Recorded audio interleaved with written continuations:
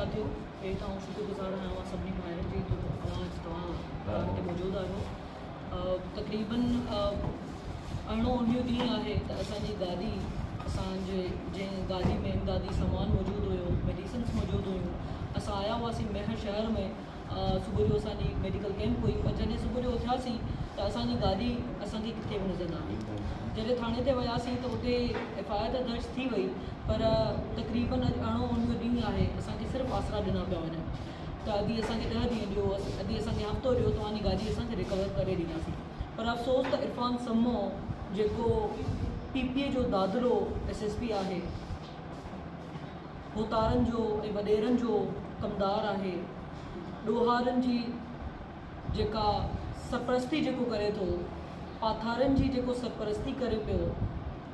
उन SP असांखे सिर्फ़ु ॾिना त ॾटा ॾिना, आसरा ॾिना। पर हिन वक़्त ताईं असांखे न CCTV फुटेज ॾेखारी वई आहे, न जियो फेंसिंग रिपोर्ट जेका हिन टीम मोकिली उन्हनि जी का रिपोर्ट साम्हूं आई आहे, न का नाकाबंदी कई वई, न उन खां अलावा का बि पुलिस जी असांखे हरकत नज़र नथी अचे। जॾहिं त हू ज़ुबानी ॻाल्हि कनि पिया पहिरें ॾींहं खां त असां माण्हू ॿधा आहिनि, असां रिकवर करे ॾींदासीं, पर असांखे उन ते न ज़ुबानी को एतबार आहे, छो त जेसिताईं माण्हू साम्हूं का रिपोर्ट न ॾिसंदो, आउं नथी सम्झां त जेको आहे ऐं साबित बि उहो ई थियो। 19 ॾींहं आहे जेका हू दावा कनि पिया, उन में हू पूरा साबित थिया। ऐं हाणे इरफान सम्मो त रातो वाह जेको आहे पंहिंजी सीट छॾे मोकल ते वियो आहे हली, जेको कसम खणे पियो, जेको वाइदा करे पियो त असां तव्हांजी गाॾी ज़रूरु वापसि कंदासीं। अफ़सोस जी ॻाल्हि आहे, आउं IG Sindh chief justice of Pakistan के, चीफ जस्टिस ऑफ सिंध के, सेशन जज दादू के या रिक्वेस्ट कयां थी, महिरबानी करे को ईमानदार ऑफिसर, न सिर्फ़ु SSP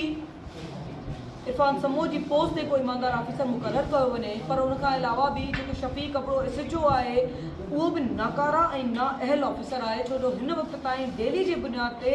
मेड़ जे अंदरि का बि जेको आहे असांखे अमन अमान नज़र नथो अचे। डेली जे बुनियाद ते फुरियूं थियनि थियूं, चोरियूं थियनि थियूं, दाड़ा थियनि था। टियों ॾींहुं वाक़ियो थियो आहे त जेको आहे उनखां 8 लख जेको आहे चांडियो साहब खां 8 लख जी फुर कई वई आहे, पर पुलिस किथे बि हरकत में नज़र नथी अचे, जेको इंतिहाई अफ़सोस जी ॻाल्हि आहे। असांजी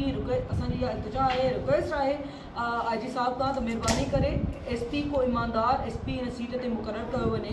जेको न सिर्फ़ु असांजी गाॾी रिकवर कराए, पर हिन वक़्त ताईं जेकियूं बि हिन